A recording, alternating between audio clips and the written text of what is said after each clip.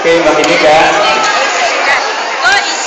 Ano ang dapat gawin ng isang batang katulad mo kapag nasa loob ng paaralan?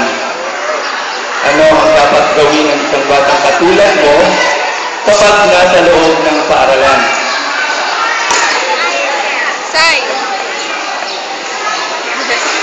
Uyap. Say.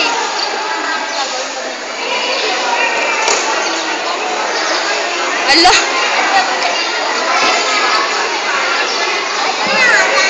Yes, the courage was this. Like it's a Roxy. Ayaw na. Gusto mo?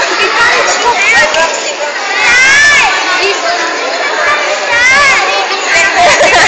Oy! Oy! Roxy. Say! Say! Sagot, say! Ano gagawin?